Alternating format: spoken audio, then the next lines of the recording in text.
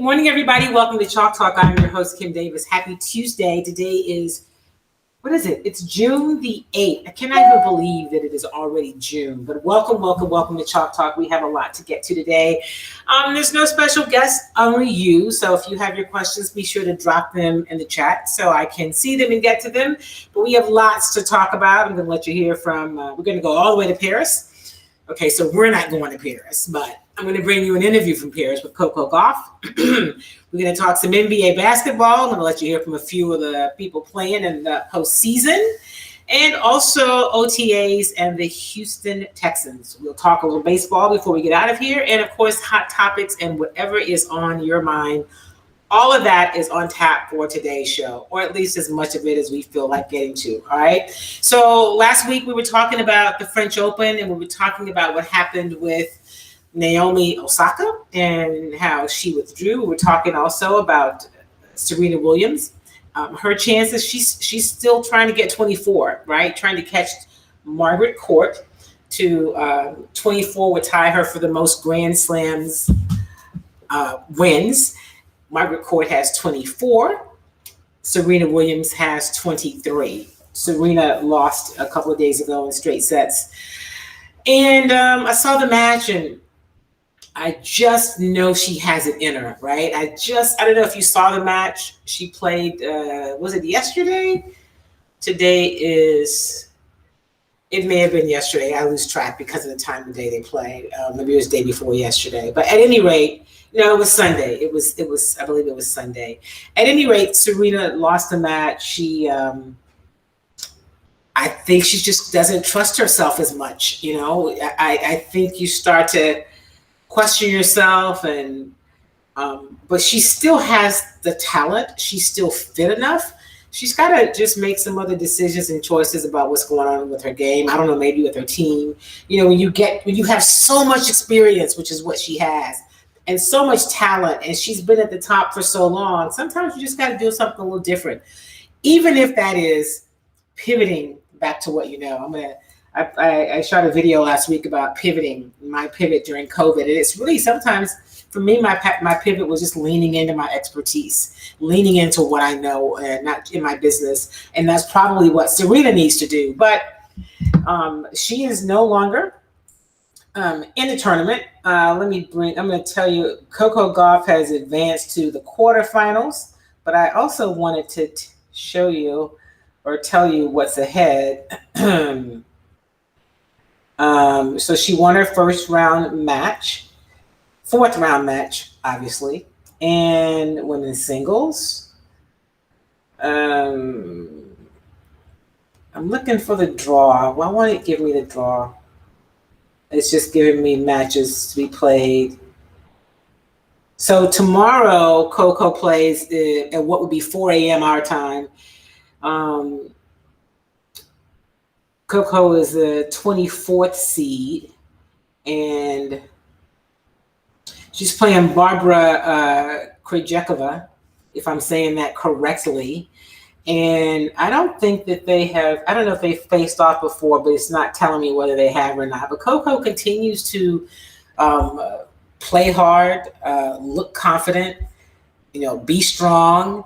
And Sloane Stevens, we talked about Sloane a little bit last week as well. If Sloane had, here's the tournament. I'm going to pull up the draw. Sloane lost her last match in straight sets. If Sloane had won that match, she would have been on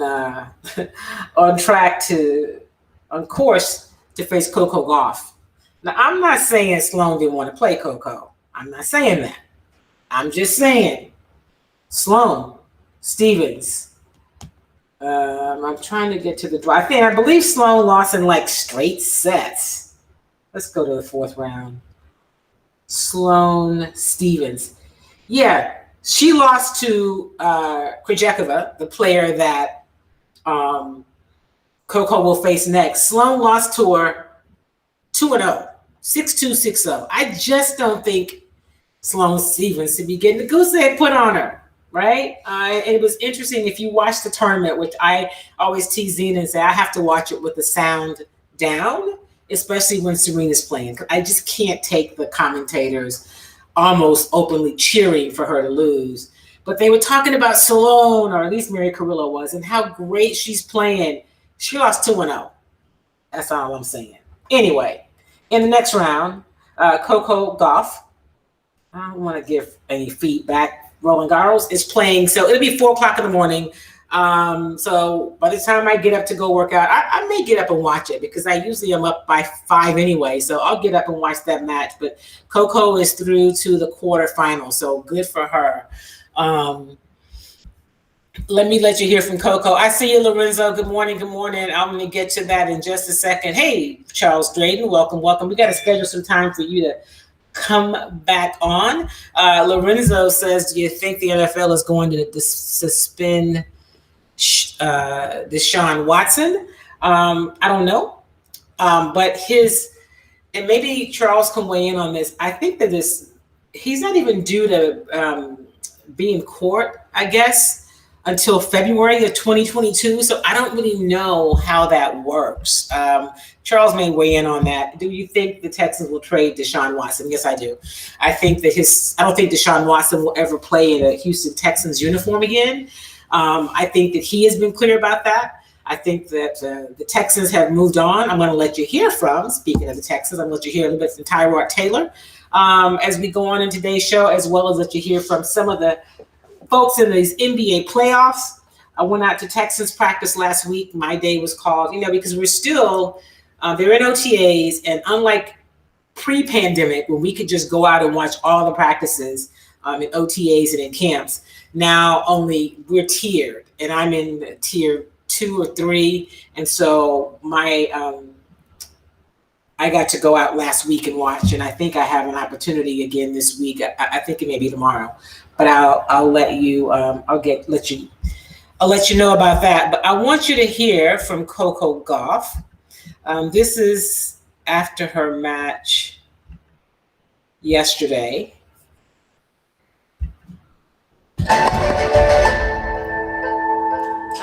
Means a lot to me, especially I've lost in the fourth round a couple of times, so it feels good to get over that hurdle. And today I played probably my best match so far in the tournament.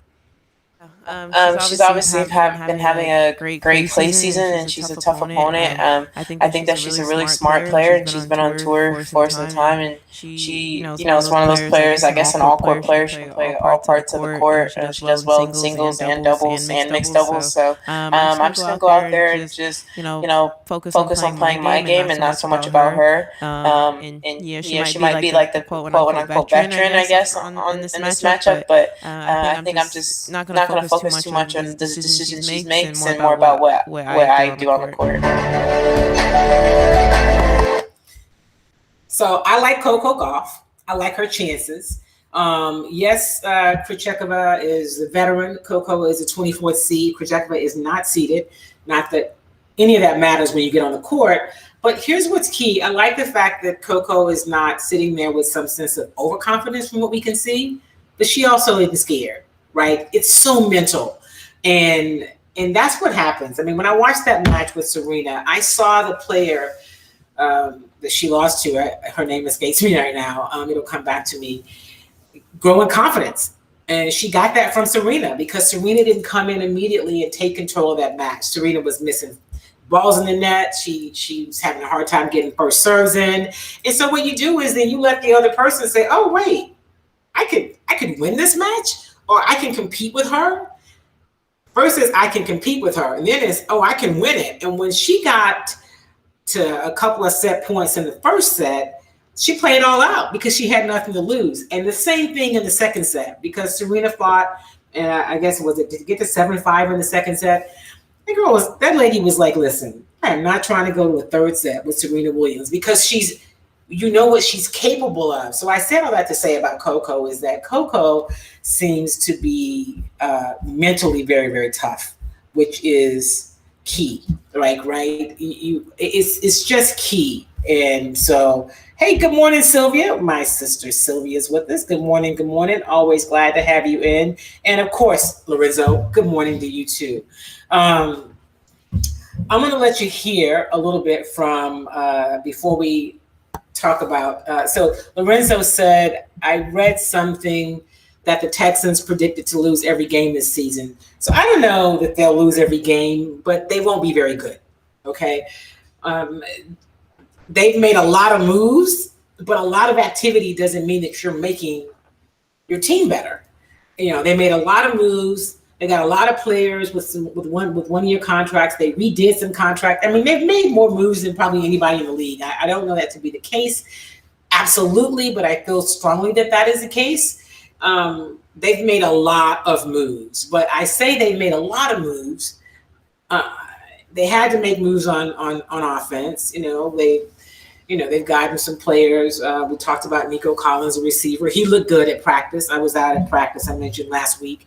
Got a chance to get a look at Tyrod Taylor and the Mills kid, the quarterback they drafted out of Stanford.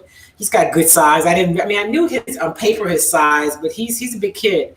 And, it's OTAs, right? But, they look okay. The question that I think many people have, if you're a Texans fan, and Lorenzo, this may be why you heard that comment, is what about the defense? Did the defense get better? I don't know. I'm not real sure. The defense is an Achilles heel for this team. And defensively, they just weren't very good last year. And I don't know. I've not seen when I look at what they've done this offseason, I don't see that they've gotten better defensively. So let's talk about the AFC South, since you mentioned it. The big move that happened, of course, in the past few days is Julio Jones being traded to the Tennessee Titans. So when I did Channel 11 show on Sunday night, the question was, does that automatically make the Tennessee Titans the champions in the AFC South? Are they now the team best suited to compete with Kansas City? And I said, not automatically. I think they got a lot better with, Julio is a good player. They got better. He is still one of the top players in the league. He was limited last year with that, was it a hamstring injury that he was injured? He was injured, so he was limited last year. But even with that, while his production or his time on the field was down, he still averaged about 14.5 yards per reception. That's a pretty good number. So his numbers last year were down, but his productivity when he played was still better than average. Julio Jones is a good pickup for them. They've obviously got, the running back Henry, who's, one of the best in the league. On the other side, they've got Brown. They've got some weapons offensively. I'm sure Tannehill is super excited that they've signed Julio Jones. But defensively, that's where they've had some challenges. And I don't know what they've done to get a lot better defensively. The best part of it, they play in the AFC South, not the strongest division in football. I still think that the Colts are a team that could give them some trouble. Is Carson Wentz going to be healthy? Can he stay healthy? What can he do in a new system? We've seen him when he's been healthy and played well. So we'll have to see. So the AFC South will be interesting in that regard. I have no doubt that the Texans will bring up the rear, that they will finish at the bottom of the division and be one of the bottom teams in the league. I don't know that they'll go winless, but I don't see them. They're not going to be in the hunt. They're in flat out, for real, clear, ain't no doubt about it, rebuild mode. Okay? They're rebuilding. And it's going to be a few years before this team, I think, is really competitive in terms of competing for a title. I'm not saying that they won't be competing each week, but in terms of being in a conversation about a division title, they've got a ways to go. Okay, I'll say that. And we're just going to have to see. So I'm going to let you hear from Tyrod Taylor. In fact, I don't know which clip is which. So, because it didn't tell me. All right, so I've got a couple clips from Tyrod Taylor. I'm going to let you hear from him. This is the first time he's actually, I guess, met with the Houston media. This was actually last week after the day I went to practice. The challenge with going to practice is the interviews are still all on Zoom. So if you're at practice, getting back to home, I wasn't going to sit out in the car to do the interview. So I got him, from when I got home later. So I didn't ask him any questions, but this is Tyrod Taylor last week, his first time meeting the media. And you know what? I'm going to say this is the clip I want to start with.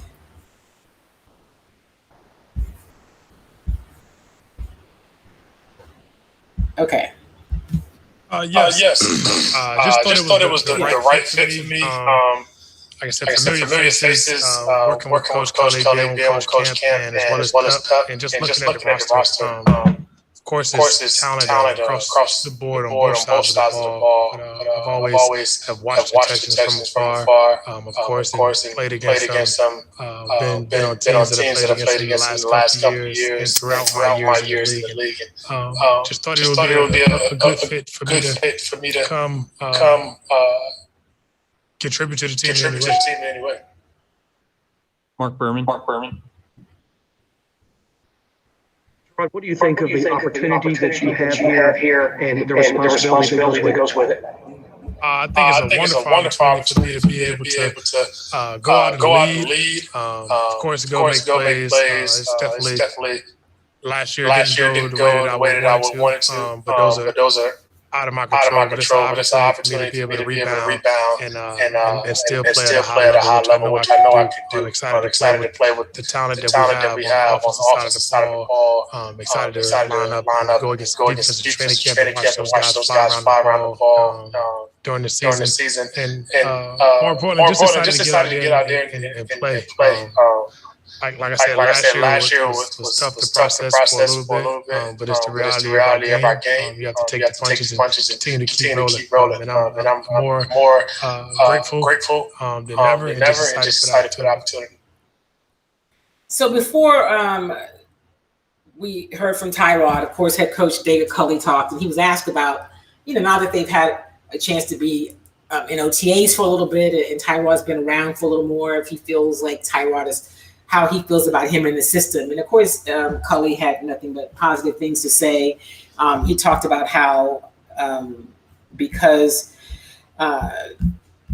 Tyrod has, he's getting acclimated to the new system, and he's been picking up the offense. And he said this time of year, what they're really trying to do is just look at moving from what they've talked about on film and in the classroom to the field.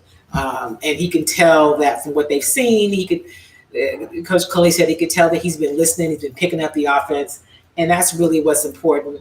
He said he's right where they feel like he should be. So, and of course they had got quarterback coach Pep Hamilton, and Culley was asked about if that was how much of an advantage that is to have him on board for Tyrod Taylor, to know both Culley and the passing game coordinator. And so, of course, he said there's a comfort there. He knows what Culley's about. He knows what Pep Hamilton's about, how they go about things. He knows what they expect. And that's important because he has a comfort level and they have a comfort level. And when they talk to Tim Kelly, he's offensive coordinator. And when he's going through installing the offense with him. So he's picked up stuff really well. And, Tyrod Taylor got off to a good start in his career. We saw him play well. Then we saw him have an injury, I don't want to say kind of a freak injury, but kind of, sort of, because either he got an injection or something that didn't go well. I forget the story, but it was some darn near malpractice kind of stuff, right? That's me saying it. There was no case or suit. That's the Kim Davis version of what happened. But Tyrod Taylor's got some skills, so we'll see what happens with him in this offense. And good morning, LaWanda Phillips. Top of the morning to you, too. My godmother is on board. Good morning, good morning. And Tyrod Taylor was also asked about what he was told coming in here, about whether he would be a starter or what his expectations were. And here's what he said. Yes. Just thought it was the right fit for me. Nope, that's not it. Honestly, was not for sure about that. And just knew that it was an opportunity for me to be able to showcase what I could do. Since I came into the league, I've always treated the job that I think every quarterback should just play is just to prepare as a starter. Because at our position, you're one play away. And you never know when that opportunity will come. So regardless of how the roster looks, you have to come in and prepare as a starter each and every day. That gives yourself the best chance to go out and be successful, but it also gives your team the best chance to be successful throughout the year. Aaron Reese. Hey, Gerard, what's unique about being the quarterback and leading a team when you're new to the team and so many of the guys are new to the team and so many guys are on one-year deals? It's kind of a unique mix of this roster.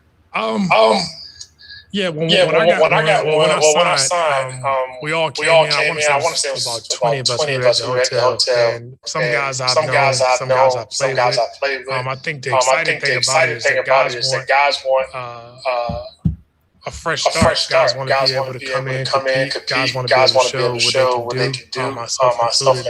And ultimately, you want to win games. And we know that, of course, the guys in the room that day, along with the remaining guys that are on the roster that have been here previous years, we want to come together and do whatever it takes to help win games and have fun on the football field. And I think that's the motivating factor each and every day. Of course, winning games, but knowing that guys come from different places. And have an opportunity for a fresh start is exciting for us to come out and compete each and every day. Thank you, Tyrod Taylor. So that was Tyrod after one of the practices last week. So we don't have access to them every day. In fact, today, right now, they're doing interviews. But I'm with you, so I'll have to go and get them. I'll get a link where I can see them. And today was with the assistant coaches, which we get to talk to them like once a year, maybe twice. We get to talk to the coordinators each week. We talk to the head coach, but we don't get to interview the assistant coaches for the most part throughout the season, unless maybe you put in a special request. And then again, it depends on who you are, but I digress. So before I jump to the NBA and playoffs, because that's what's happening right now, here's my update on Green Bay. Aaron Rodgers said, I'm still not coming. So that is a mess. That is a whole mess. And in fact, Aaron Rodgers, he seems pretty dug in, right? He seems pretty dug in about what's going to happen. The sources say that Rodgers is not expected to join Packers as mandatory minicamp. Of course, I think he'll be fined. I think it's minicamp is 3 days. And if I read correctly previously, he could be fined if he misses the whole minicamp. Maybe that's $90,000. I'm not sure.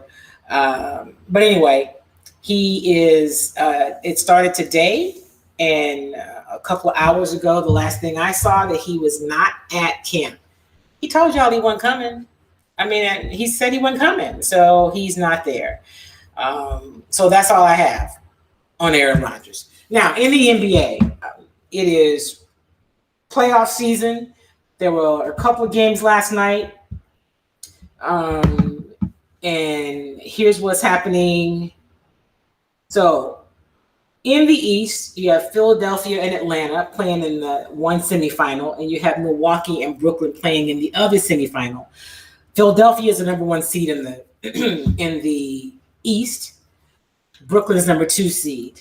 Right now, Philadelphia is down 1-0 to Atlanta. That was probably the worst matchup they could have gotten. I mean, Trae Young is playing just crazy well. I'll let you hear from Trae Young, but that could be a good series. It depends too on how healthy Philadelphia can be, if you know who plays, and they're looking to, of course, bounce back in game 2. And you know, the Hawks are the 5th seed. Trae Young was again the undisputed, of course, leader, if you will, in the game. They won it 128-124. So it was a good game. It was not like what's happening with Brooklyn and Milwaukee. He became the first player in franchise history to post at least 35 points and 10 assists in a playoff game. So he's averaging 30 points and just under 10 assists in the first run through the playoffs in his 3-year career. So Trae Young is playing well, and the Sixers want to get back healthy, right? They want to get back. I'm trying to pull up the box score. Why is it not letting me do it? They need a healthy Joel Embiid. That we do know. So we'll see what happens. They play again tonight at 6:30 our time. So game 2 is tonight. Philadelphia is looking to get back into the win column. The other team and the other game in the East is Brooklyn and Milwaukee. James Harden pulled up in game 1. He is out. He's hurt again. But Brooklyn did not need him. They handily defeated Milwaukee, and this cannot bode well for Giannis and his future about whether he wants to stay with the Bucks if they can't get past Brooklyn. I don't really see Milwaukee getting past Brooklyn. They struggled with them last night's game, 125-86.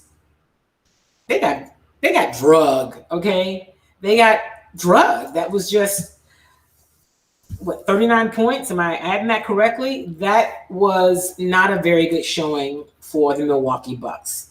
And so the Nets lead that series 2-0. And here is, I'm going to let you see. Here's a little bit of what we saw from that game. Speaking of trying to win a championship, the Nets never have. But if this thing continues like this, you might as well give it to them now. Last night, game 2. Oh, look at KD. Working on Giannis. Crossing him up. He continues to make plays. So does Kyrie Irving. We're still in the first quarter. The Nets are up by 10. The Nets would shoot 52% from the floor for this game. They had a 17-point lead after one. Oh, speaking of high percentage shots, Blake Griffin. Right in the face of Giannis. Everything going the Nets' way. They lead by 21. A minute to play in the second quarter. The lead is 22. It's Durant. The Nets made 21 threes in this game. KD was 4 of 6. Nets by 24 at halftime. Third quarter, more of the same. Durant. Oh, look at this little nifty move. He had 32 and didn't play the fourth quarter. Fourth quarter now. Nets in cruise control. Kyrie Irving would score 22 only because he didn't need to score more. The Nets win it by 39 in a game, and I mean this, that wasn't as close as the final score would indicate. That's right. Okay, so that's not good, right? They won by 39, and you heard Greeny say it wasn't even as close as the score indicated. They got drugged, like I said. So I'm going to let you hear from Giannis, what Giannis had to say after the game last night. Bucks 14 assists to 16 turnovers. First time they had a wire-to-wire loss all season. They trailed by 49 plus points and lost by 39. Shot took 15. Gotta be more aggressive, gotta get my spots more. That's pretty much it. Is there anything that can make that easier? Like be more aggressive? Is that putting in different actions or anything like that? No, it's just being aggressive. You just gotta be aggressive. Gotta make up your mind, you know what you want to do, and just go and do it. Defensively, what are you seeing? I know, obviously, Kevin Durant's in a really good group right now, but is that a spot where you guys can fight over and make it tough on him, or is this a spot where you have to switch, or kind of just what are you seeing with that high pick and roll with Durant? You know, we gotta figure out how we gotta do to stop that, you know, and stop. We can't stop it. Make that stuff as possible. Try to show more bodies. I think like a lot when we switch, like guys get in the island and he can play one-on-one. He feels comfortable and he's getting in his rhythm, dribble, and he can get to a spot. And after that, you can block the shot. So just gotta do a better job, just showing more body, showing more hands, and try to just make that stuff as possible for him. But at the end of the day, I've said it before that. He's Kevin Durant. He's one of the best scorers in the league. Like he's supposed to do this. Yeah, all that is code for there ain't nothing we can do, right? He's really good, We don't really have what it takes to slow him down. I don't have any answers, but this is a hot mess. So that is, Charles said Kevin Durant. Kevin Durant is just, he looks like he's recovered from that injury from a couple years ago. He looks fully recovered. So yeah, they go back to Milwaukee, and maybe things will be different. But the next game is on Thursday night in Milwaukee. All right. So let me let you hear from Trae Young. I invoked his name, and Charles says Trae Young is better than most people think. Yeah, and he plays in Atlanta. And Atlanta hasn't really been a factor in a while. And so it's not a team that everybody watches all the time. But Trae Young is a real deal. Trae Young, 35-10. The Hawks have now won 11 of their last 12, up 1-0 in this series. And then the pandemonium and chaos in that final 90 seconds, please. Yeah, no, I mean, it was a great start. We had a great start to the game. Guys were locked in and focused from the jump, and it was good to see. And the way we started in that first half, we just got to continue that. In the second half, I think we did a good job in that third, but late in the game, I take a lot of responsibility for the turnovers, and for kind of managing the game, I can do it a little bit better. And best thing that happened today is we won. We have a lot of things we can get better at, so I'm not mad about that. That was Trae Young after game one, and they play again on tonight. Tonight at 6:30. So in the West, I see you, Lorenzo. Lorenzo said, "I wish the Rockets would have kept Chris Paul." Right, they may as well have, since they lost James Harden anyway. Chris Paul with the Phoenix Suns, the number 2 seed in the Western Conference. Phoenix won game 1 in the Western Conference semifinals in their matchup with Denver. And they're playing well. I mean, they beat the Lakers in the first round, and even though they were the higher seed, people expected the Lakers to win with the LeBron back healthy. You have, of course, injury challenges with Anthony Davis. But here is Chris Paul after they won their first game last night. Wow, it's crazy. It's crazy, y'all. To have the fans in there, the energy. It's nothing like it. And I told the guys, this is why we fought so hard during the regular season to get home court advantage. And I think we truly had that with our fans. It's almost like wrestling. It's like you tagging in. You go out the game and there's no drop off. It's just another unit coming in. That's just keeping pressure on you. And I think that's the benefits of having a team like we have. Stephen, I'll start with you here. What do you think was the main reason for Phoenix's victory? Two things. Not taking anything away from abundance of other dudes that showed up. Because Bridges was special last night. Proud of that brother. But CP3, my God. I mean, for him to come out in the second half, because Bridges and those boys were balling, and it was like CP3 was saying, don't forget about me. And he comes back into the game off the bench, and just a couple of pull-up J's, and then that step-back 3. He didn't yell, ask about me, but he might as well have. It was something special to behold. It really was. To just see him go on a little spurt like that, to be pretty much the smallest dude on the court other than Campazzo, and to do what he was doing. It was special. The other thing is this, and this is just nostalgia. You can call it whatever you want, Max. I've been covering the NBA for over 46. Okay, I don't want to hear all that. But anyway, Chris Paul is special. He's playing well. I'm glad to see him playing well. And I'd love to see him, come out of the West, right? It's not going to be necessarily easy. They've got Denver, and the other Western Conference semifinals matchup is Utah and the Clippers. Game 1 of that series is tonight at 9:00. So there's a lot of basketball left to be played. We could talk a little bit about what's happening with the the Portland team, in that coaching position. Jason Kidd's name was mentioned, and he was like, "Nah, I'm good." Why hasn't anybody mentioned Mark Jackson? I mean, I'm just really curious about that. Why does Mark Jackson's name not come up when you are talking about coaching opportunities in the NBA? I just don't get it. I don't get it. But hey, it is what it is. Lorenzo says, I heard some rumors that Russell Westbrook is going to the Lakers. I don't know yet. I mean, this time of year you start hearing all kinds of stuff. But, Russell is from Los Angeles, and Russell wants to, he's a competitor. He'd be going back home. I mean, I can't imagine that that's not something he would be interested in, especially being able to play with guys like with LeBron. It just ups your chances, and AD when he's healthy. So anything is possible. You're right, Charles. Chris Paul is the truth, and he got a bad rap here, but he's tenacious. Like, he's a winner, and I'm not saying he's perfection.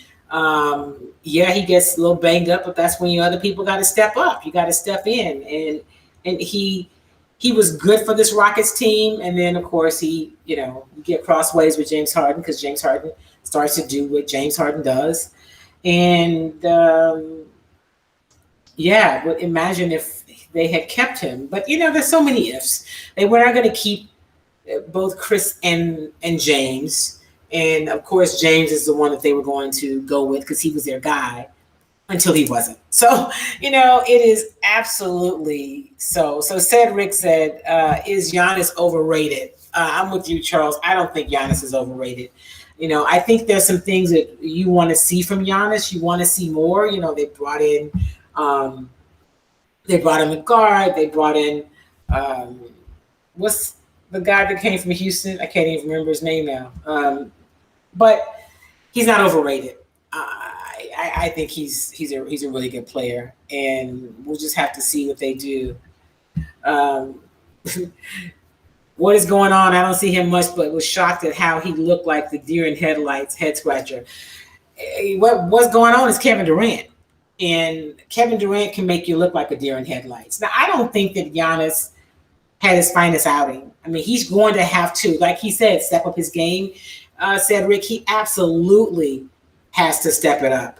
But Kevin Durant is so good, and he played so well. Kyrie is playing so well. I mean, and Blake Griffin. I mean, they've got guys on that team. They have talent, and they have a number of ways they can beat you. But Kevin Durant, when Kevin Durant is doing what Kevin Durant does when he's healthy, he's difficult to stop. Because here's one of the problems with Kevin Durant. He creates matchup problems because of his skill set and his size. So it's tough to match up with him, and you can't really do it with one guy. And then you put two guys on him, and you have so many other players that can do other things.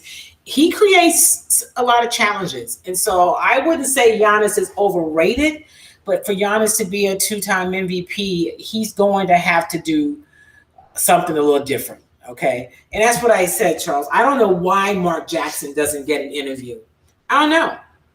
They don't even mention his name, and they know he's around because he's broadcasting games. So I don't know what that is. Lorenzo says Mark Jackson did something that offended people with religion or something. Well, Mark Jackson was with the Golden State Warriors the year before the current coach came in and led them to victory. I mean, he got him on the path, right? And there was something with religion, but that certainly can't be the reason all these years later. It's not like he did anything unscrupulous, or illegal. I mean, he may have been, forcing, I don't even know if forcing is the right word. That's a little strong, but he may have been, projecting his religious beliefs onto the team. I think that's maybe a fair assessment of a little bit of what some of the players thought, but certainly that shouldn't keep him from having an opportunity to be a head coach, right? And Dame, what about Damon? What about Lillard? Good morning, Carolyn. Welcome. It's good to see you always on Chalk Talk. And you're right, Charles. He had a bad game. Giannis, he had a bad game, but his teammates bring very little to the court night after night. And it's a lot on his shoulders. And I'm sure that he's looking around going, do I want to be here? Or is he going to try to force his way out like a James Harden did? See, that's what happens in the NBA. When a player, the superstar, like a superstar, not just a starter, but a superstar decides he wants to go, it's not a whole lot you can do because nobody wants that energy. I don't know that he would act out because that's what James Harden did last year. He acted out. I don't know that he would do that, but yeah. What moves do you think the Rockets will make to be a playoff team in the future? So I think the Rockets are still a little bit away. I like the way they played. I like some of who they have, but I just don't know. I mean, the thing about the NBA, one player can make a huge difference. Unlike in the NFL or even in baseball, one player can turn the fortunes of your team around. I mean, it can make just a huge difference. And so they've got draft capital. They've got picks.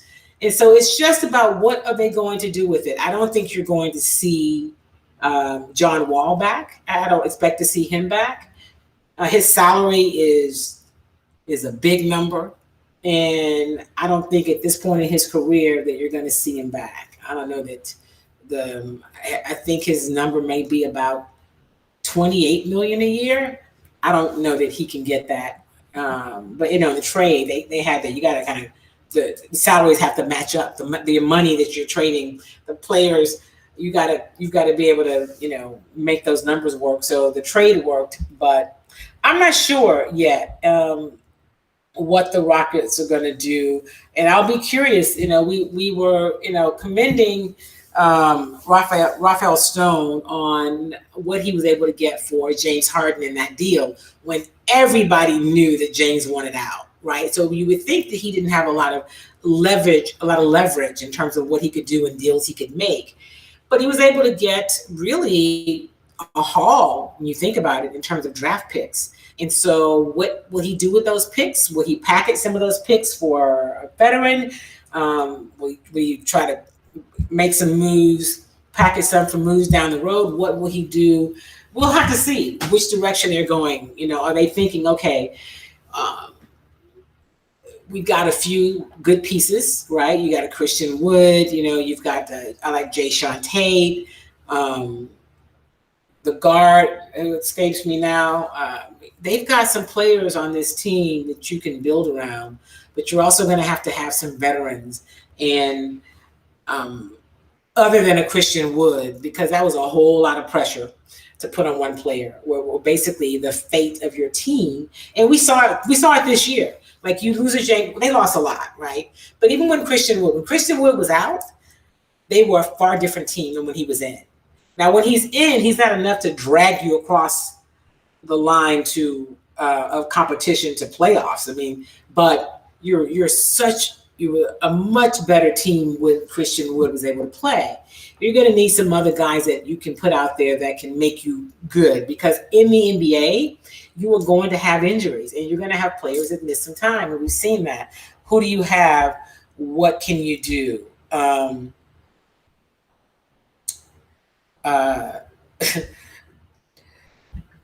Cedric said he was too religious.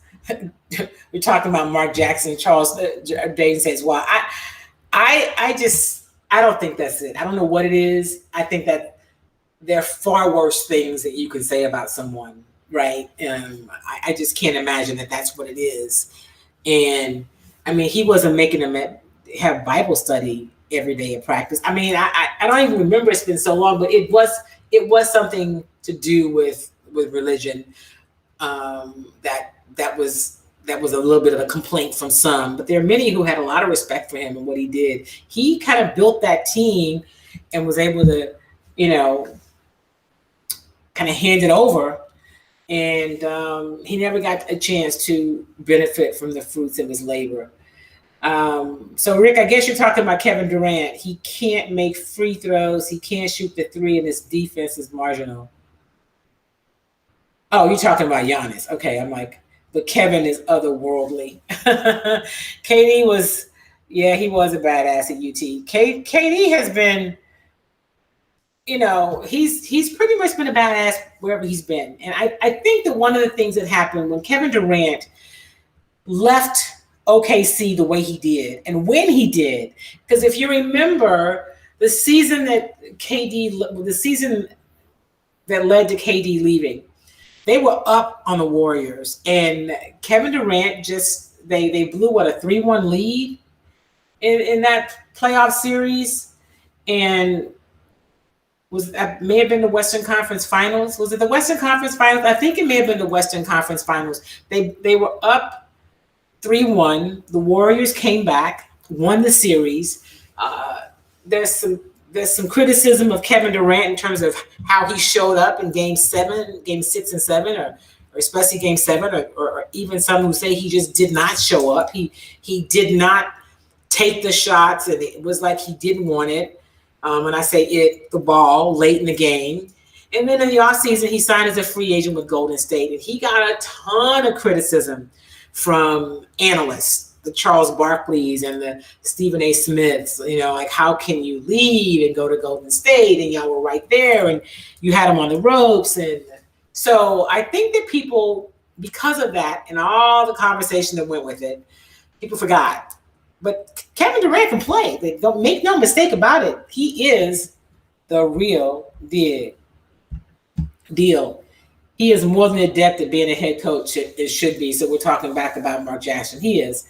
I don't understand, Rick, how he cannot be in the conversation. That's what gets me. How is he not in the conversation about head coaching vacancies?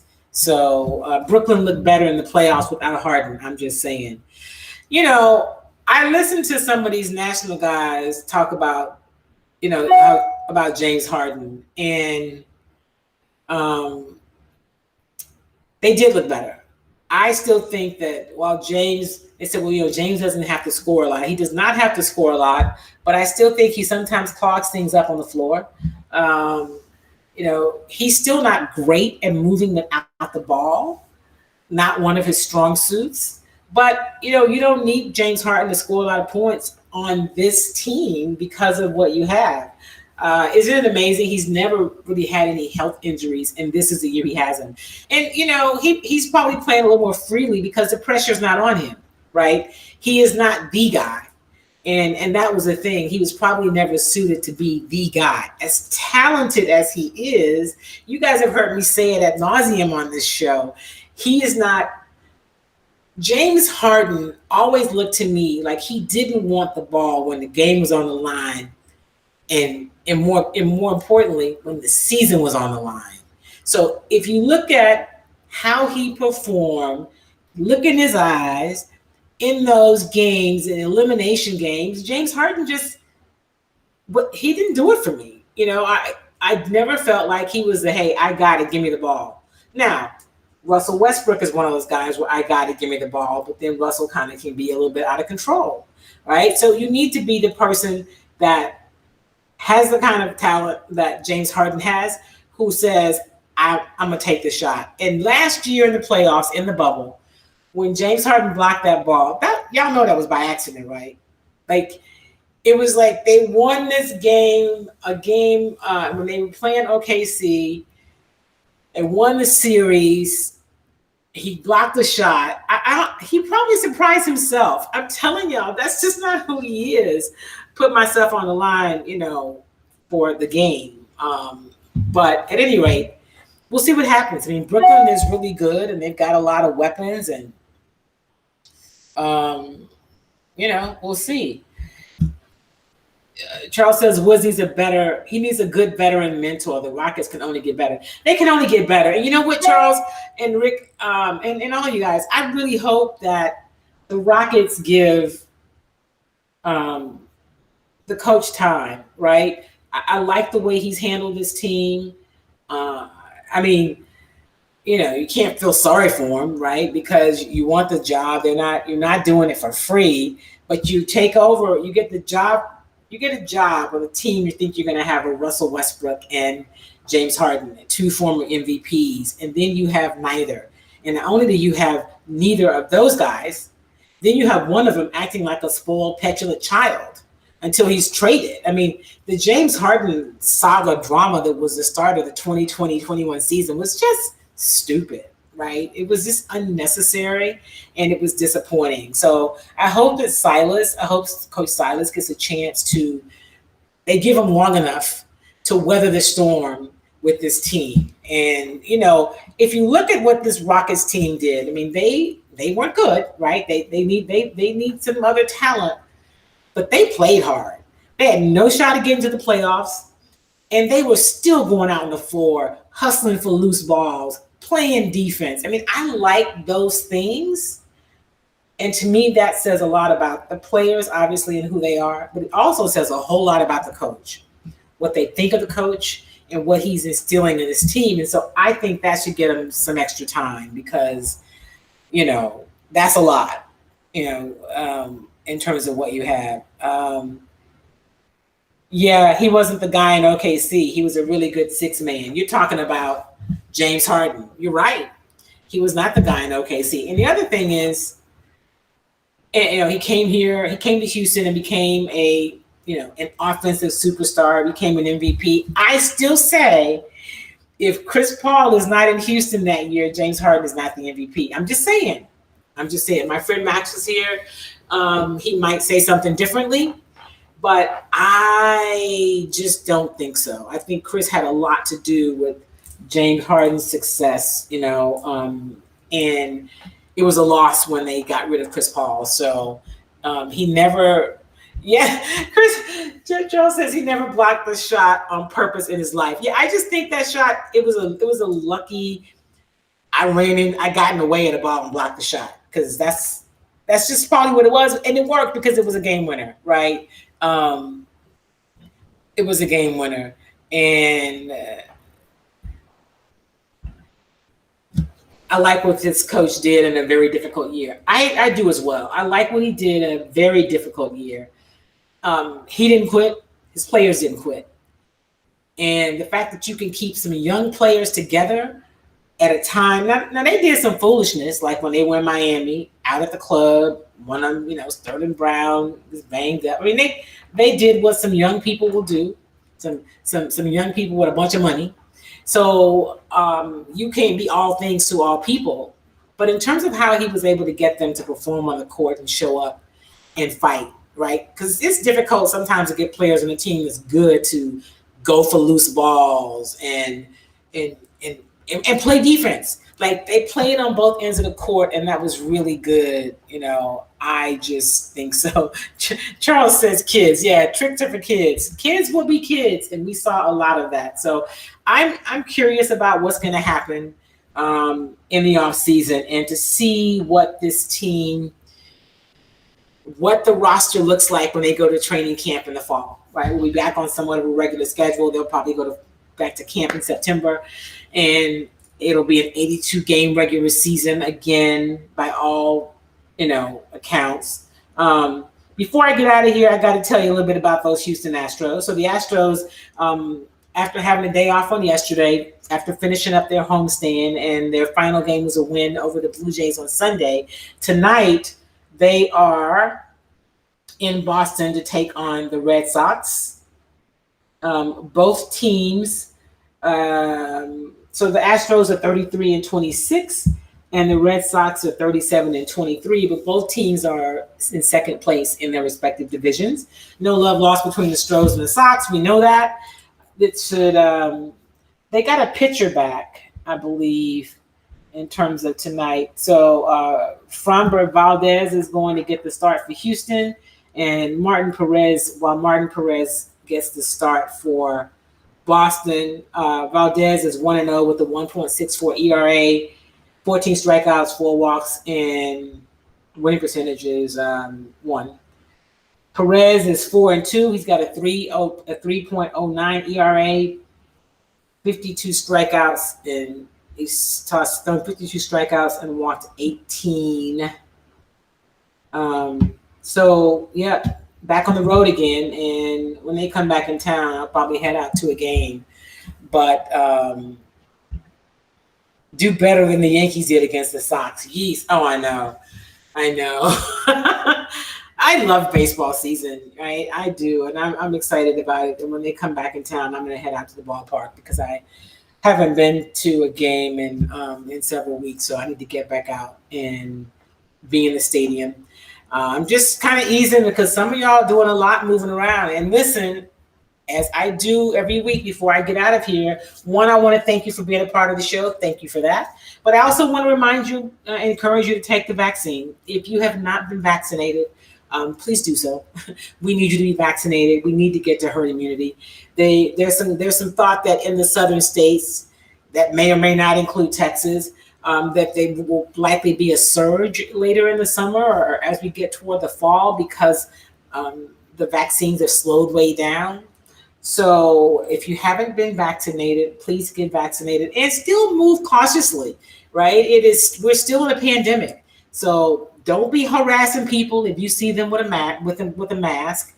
Make sure you kind of practice some social distancing. If you see me, please practice social distancing. If I know you, I'll be glad to see you, I'm sure. But I just think we should all give each other a little bit of space. There's nothing wrong with that. Continue to wash your hands. I wear my mask when I go certain places. I just do. Although I am fully vaccinated, I still am practicing observing the protocols in certain places. I just am. I just think that's the thing to do. And wash your hands, right? Wash your hands, have your hand sanitizer wherever you are, and just try to make some better choices and great decisions, right? If we're not out of the woods yet, and let's get there. And so we need to not ever go back to that madness, and let's learn from it. So with that said, we are out of time. Thank you guys for being a part of today's show. I'll have an interview guest next week. I'm not sure who yet. I'm working on that, but there was just a lot to get to today. I wanted you to be able to bring you some post game from the playoffs. I wanted you to hear a little bit of the Texans. And always when I can get in some tennis, I'm going to give you some tennis, especially if I can throw in a little Coco Gaugh interview. So she's in the quarterfinals at 4 a.m. tomorrow morning. I'll probably get up and watch that match. And the rest of you, remember, do something kind for yourself and do something kind for somebody else. In the meantime, I'll see you next week. Make it a great week, everybody. Bye.